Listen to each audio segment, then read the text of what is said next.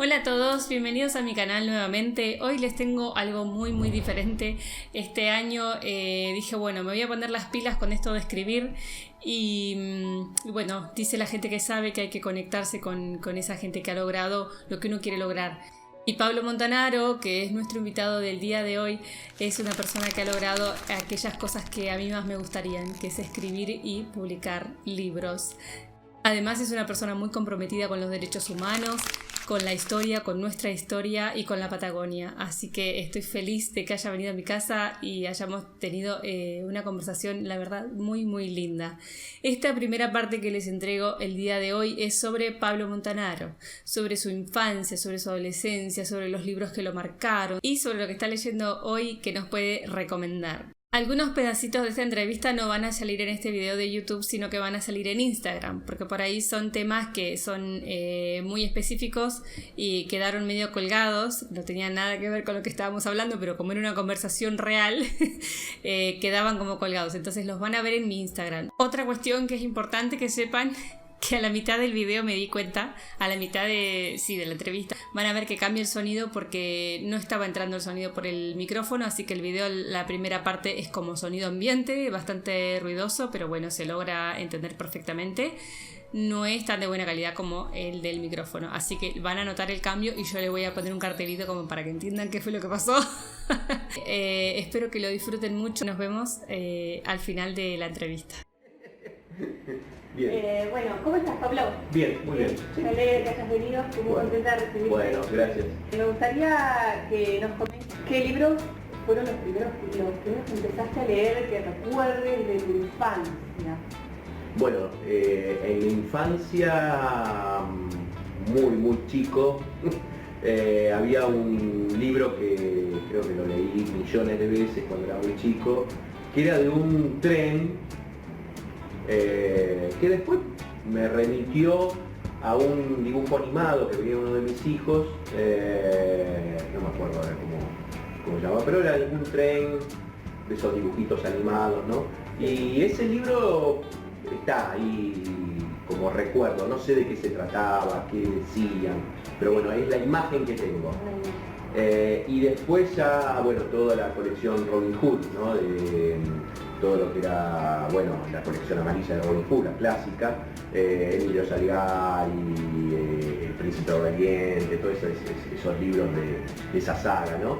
Mi viejo compraba, mi viejo era verdulero y estaba en el mercado de Abasto, sí. Tenía un puesto ahí y le compraba a una persona por mes esos libros, ¿no? Y se lo iba pagando. Ajá. Y así armó una biblioteca que mis hermanos nunca se fijaron en esa biblioteca. Era el único que sí. Aunque ellos eran mejores alumnos, siempre fueron mejores alumnos, pero no eran de leer. Y a mí me... ¿Eras mal estudiante, mal alumno? No, en el primario no, en el secundario fui bravo. El tercer año fue clave. No, y esos fueron los libros, digamos, me marcó mucho Robinson Crusoe, Los Tigres de la Malasia, me acuerdo de ese libro que... Sí. Bueno, Tarzán, ¿no? Pero al mismo tiempo, a mí me gustaba mucho el fútbol, muchísimo, me sigue gustando, y empecé a leer la revista El Goles gráfico. Mi mamá me compraba todos los martes, primero la revista Goles, que era más... Y no, ya yo a la cancha, a los 6 años ya empecé a ir a la cancha con mi tío Américo, mi tío que me llevó a la cancha de Vélez y por eso me hice hincha de Vélez. Sí. Y me gustaba mucho el fútbol, empecé a jugarlo también en infantiles y leía la revista Goles y después empezó a comprar gráficos, o sea que eran las dos revistas que yo leía. Y yo ahí veía que me gustaba mucho lo que eran los comentarios, las opiniones, las crónicas de los partidos. Recuerdo que me las recontra leía. Incluso después me iba al Parque Rivadavia, ya un poco más grande, a los 13, 14 años, a cambiar, a canjear esas revistas que ya había recontra leído y iba a buscar otras. Entonces por ahí compraba o canjeaba revistas más viejas del gráfico, o sea, de los años 60, 50, o sea, que era... también tu beta de historiador ya estaba Sí, marcada, sí, no de solamente- periodista. Yo creo que ahí me empezó a gustar, porque yo leía, por ejemplo, a Carlos Juvenal, a Rillone, que eran los periodistas más importantes de goles o de gráfico, Ajá. y yo notaba que era que no solamente comentaban el partido o hablaban de tal jugador, había una cosa más literaria, más exquisita, que a mí me impactaba. Sí. Entonces yo ahí veía que había otra cosa, aparte del fútbol, de la crónica del partido, de los jugadores. ¿Y empezaste Y ahí a me hacer pasé. tus propios escritos ahí Sí, o sí, ya sí, empezaste? mi mamá me había guardado carpetas que no sé dónde quedaron, donde yo veía partidos Sí. en la televisión o cuando iba a la cancha y volvía a mi casa y me ponía a escribir lo que había visto y ya ahí venía, porque aparte me alentó mucho una profesora en el colegio, en el primario, yo lo hice en el Instituto William Morris, hice jardín, primario y secundaria ahí, era mi casa, mi segunda casa. Tenía una profesora de lengua, Cristina García, Sí. que todavía tengo relación con ella y siempre ella me destacaba la redacción. Y ella siempre dice, bueno, tengo un alumno escritor, Lo periodista y lo logré.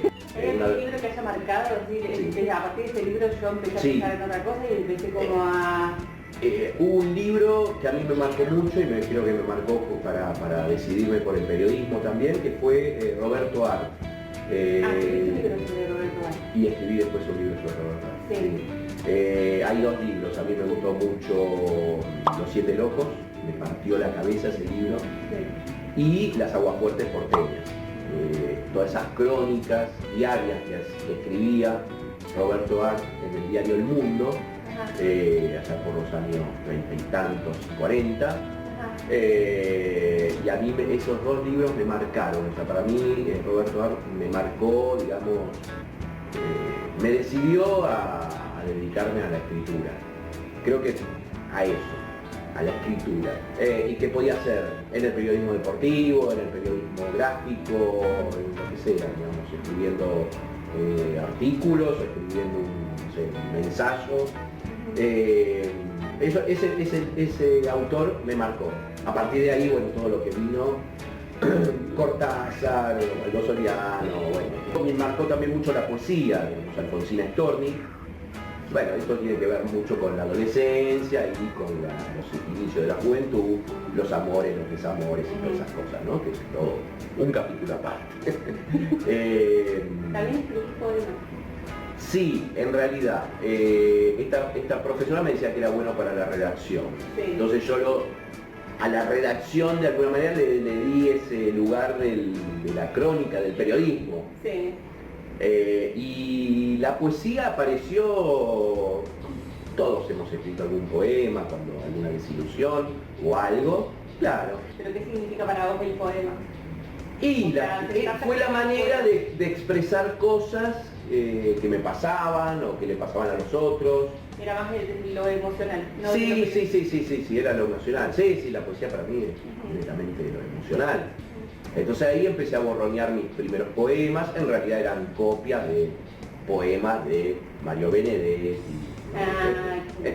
Uno siempre copia a los maestros. Bueno, No, entonces... copia, digamos. Sí, bueno, se inspira, bueno. Pero siempre había alguna cosita. No, y la poesía, empecé a leer muchísima poesía.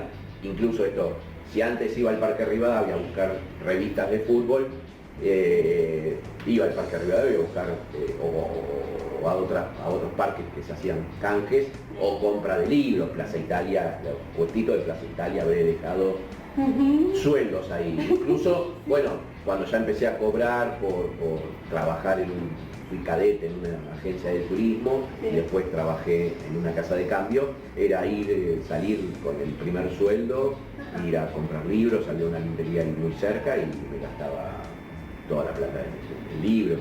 Ajá. Así fui armando la biblioteca. Era una obsesión la lectura. Leía a los poetas franceses, a los norteamericanos, a los ingleses. Leía todo lo que podía y empecé a escribir poesía.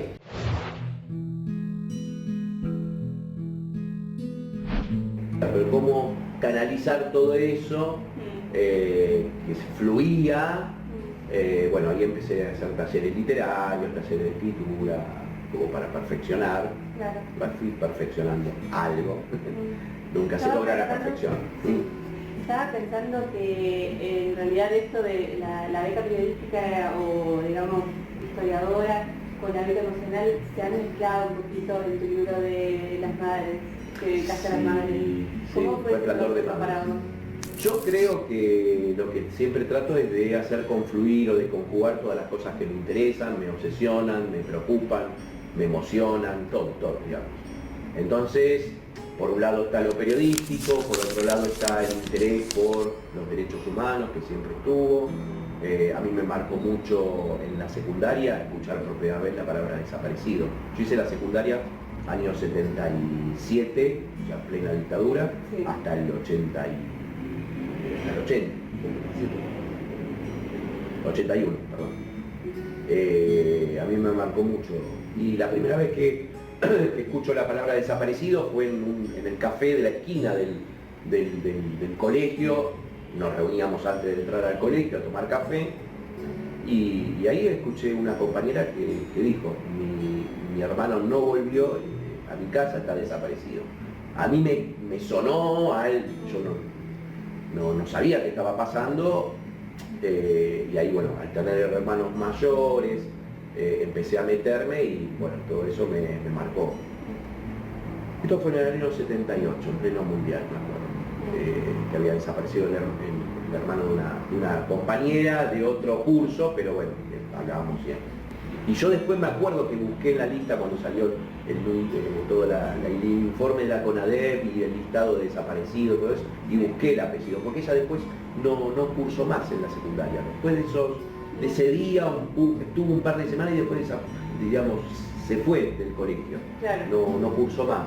Y a mí siempre eso me sonó bastante raro, algo pasaba. Y sí, eso se refleja en ese libro Resplandor de Madres, que bueno, es haber conocido a las madres de Plaza de Mayo, filial Neuquén y Alto Valle, Inés Ragni y Lolín Rigone, en marchas, en entrevistas periodísticas. Y bueno, un día escribí un poema dedicado a las madres y nunca se lo llevé ni nada. Y después apareció otro poema, trabajé mucho con fotografías de las marchas o de algunas de las movilizaciones de las madres o algunas imágenes de reporteros gráficos de acá de Neuquén. Y un día dije, tengo 10, 15 poemas, no me acuerdo cuántos, y dije, ¿por qué no hacer un librito y dedicárselo a ellas y dárselo como un testimonio y un homenaje? Sí. Así que salió eso. Pero tiene que ver con los intereses de uno, ¿no? Y de bueno, después ver, más allá si es publicable o no, uno cuando escribe no está pensando en publicar. Ajá. O uno puede pensar, bueno, voy a trabajar una serie de poemas sobre las madres, qué sé Sí. yo. Bueno, después se verá el destino, el Sí. azar, las posibilidades. Sí, para mí el escribir es como parte de un estilo de vida, ¿no? Sí, es un Que estilo de pasan vida. todas estas cosas que están acá,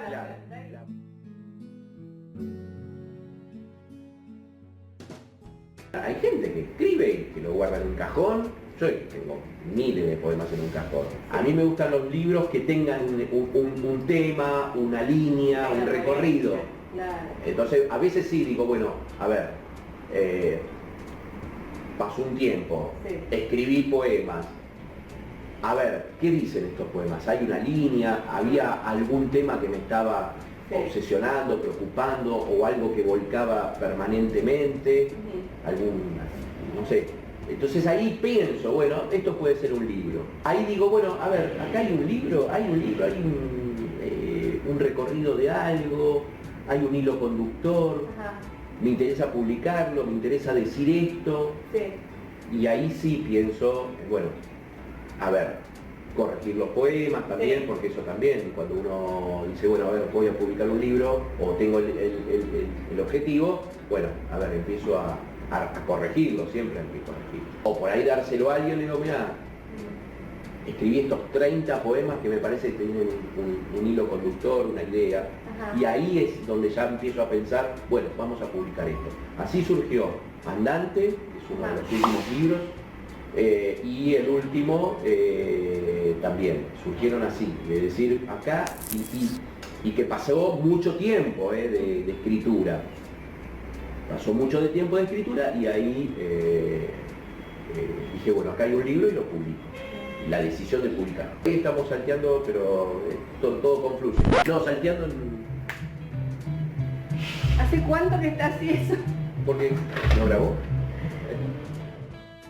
Te quería preguntar si tenés algunas claves como para leer algunos autores, como para acercarnos más a otros autores. Bien. A mí me parece que hay que leer todo lo que venga. Uno después va eligiendo, va seleccionando sobre géneros, sobre temáticas, pero bueno, la lectura es fundamental. Se puede empezar desde una contratapa de un libro o a través de algo que se escuchó por ahí o a través de las redes. En las redes circula mucha poesía, mucha literatura. Hay que captarla nomás y dedicarse después a buscar ese autor. Sí. Es decir, me parece que la lectura está más ahora con las redes. El acercamiento a la lectura es máximo. ¿Y qué pensás del audiolibro? Son fundamentales. Digamos, todo lo que sea difusión o acercamiento. Yo te decía antes, yo para leer tenía que ir o a una biblioteca o al Parque Rivadavia a buscar libros que me interesaban de autores. Sí. Bueno, ahora haciendo un clic uno tiene toda la literatura universal. Sí. y a mí me costó muchos sueldos reunir y leer todos esos libros. Claro. Ahora está a un clic. Entonces me parece que el audiolibro, por ejemplo, ya no se hacen revistas culturales o literarias en papel. Está todo en las redes. Sí, hacen revistas digitales. Digitales. Por ahí y bueno, circula por ahí. Sí, uno porque todavía el papel y todo eso, pero la literatura circula por otros canales hoy. Ya no está el hecho de, voy a buscar en el suplemento cultural de tal diario a ver qué comentario de libros para que yo ir y comprarme el libro. No, ya en las redes, por ahí alguien hace un resumen del libro, estos booktubers, hay un montón de gente, ¿no? Sí, que hace recomendaciones de libros. Sí. Bueno, después uno está, si lo compra, no lo compra, o si busca ese autor, si le gusta o no le gusta. Después hace la selección, pero está. Después hay que pensar, cómo se lee, ¿no? Es decir, la concentración que uno tiene que tener y los sentidos puestos en eso que te está leyendo. Hoy tenemos muchas cosas para dispersarnos, ¿no?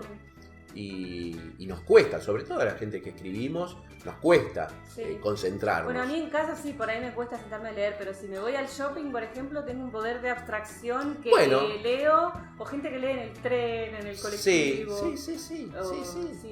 Me parece que en la lectura hay que dedicarle ese tiempo, sea un minuto, sea 10 horas, sea 5 minutos, hay que dedicarle un tiempo. Dejar, de ver qué están haciendo la gente en este momento y ponerse un poco... Dejar de ver el Instagram. El Instagram y, meterse un poco para adentro, ¿no? Sí. Y buscar lugares. A veces me parece que uno... Yo lo hago. Hay lugares determinados donde yo puedo leer y otros lugares que no. Y busco esos lugares y es el momento en que estoy yo con el libro, con el autor, pero sobre todo estoy yo. Conectado a eso, que me interesa leer, saber, profundizar. Son momentos donde uno se tiene que abstraer, cosa que es difícil, ¿no? Sí, pero está bueno como ejercicio agarrar un libro y practicar esto de la abstracción y de la concentración. Sí, la concentración por ahí es fundamental. Nos cuesta muchísimo en la vida actual. Sí, hay mucha literatura express también. Pasás en Instagram y frase, qué claro. lindo. De Sainz-Exupéry, ok. Listo, ya está, y nunca agarré el libro. Claro. Toda la frase de de alguna manera que te genere un interés a ver qué más dice este autor. ¿En qué contexto lo dijo? ¿En qué contexto? ¿Quién es? No sé si se lee más que antes, pero sí se tiene un acceso mayor a la lectura que antes. Yo el otro día en la Feria del Libro de Neuquén hice una nota sobre los jóvenes que se acercaban a los stands. Y por ejemplo, uno de los stands que más vendió era el de los cómics. A mí me sorprendió, hablé con la dueña del stand, me decía, no, los jóvenes vienen y compran, incluso muchos van, son libros que no son baratos, son caros, los libros de cómics, porque tienen mucha gráfica, un papel muy bueno, digamos, son ediciones muy lindas y costosas.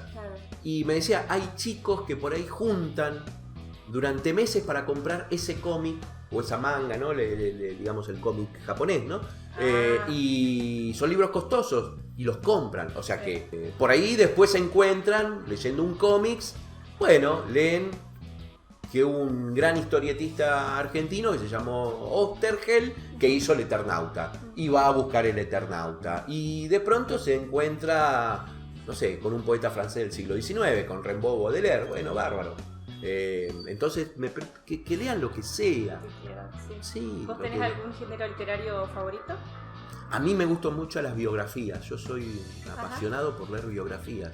Hace poquito leí la de Bruno Helber, el pianista, escrita por Leila Guerriero, que es una gran periodista, una gran cronista. Yo, de música de piano y todo eso, pero me interesaba cómo estaba escrita la biografía, que no es una biografía, son encuentros con él y es y a modo de biografía. Bueno, la de Cortázar de Mario Golubov, muy interesante. Bueno, la de Oesterheld, que hicieron dos periodistas, es un libro de casi 500 páginas, me lo comí ese libro, porque también me interesan esos autores. Y me gusta mucho escribir biografías. Lo hice con Pacurondo, con la época de Soriano cuando vivió en Cipolletti. Me gusta mucho las historias de vida y las biografías.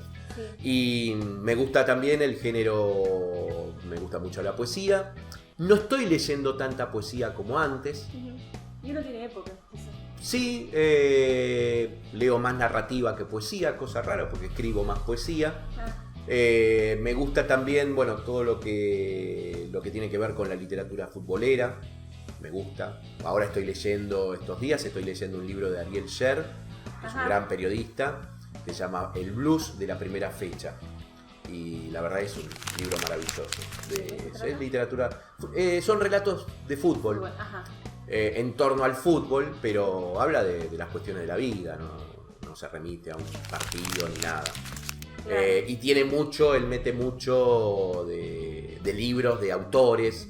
Entonces de pronto está hablando de Messi, pero al mismo tiempo está hablando de Cortázar o de Bioy Casares o de Borges. O sea, me gusta también el género del ensayo para leer. Y leí un libro que se llama Caminantes hace poquito, de Edgardo Scott.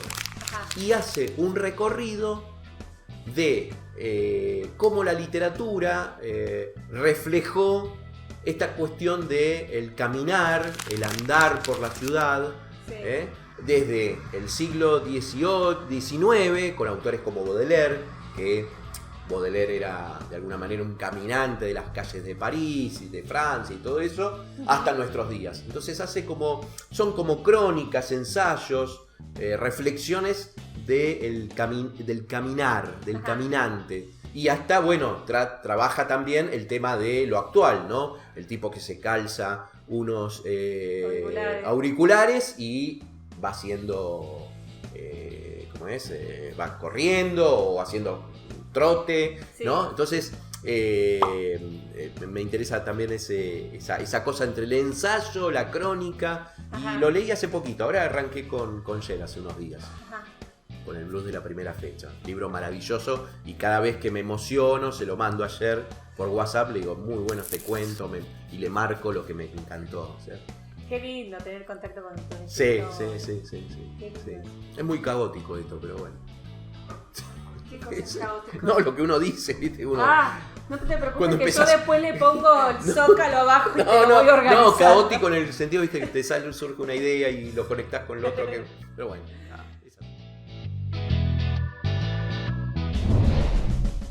Este fue el fin de la primera parte. Espero que lo hayan disfrutado mucho y los espero en el próximo video, que vamos a tratar el tema de los procesos creativos, es decir, cómo se genera la idea de un libro, cómo se produce, se desarrolla hasta que ve la luz del sol. Va a estar muy interesante ese video, no se lo pierdan. Suscríbanse para recibir la notificación, aprieten la campanita para que les llegue el mensaje y nos vemos la próxima.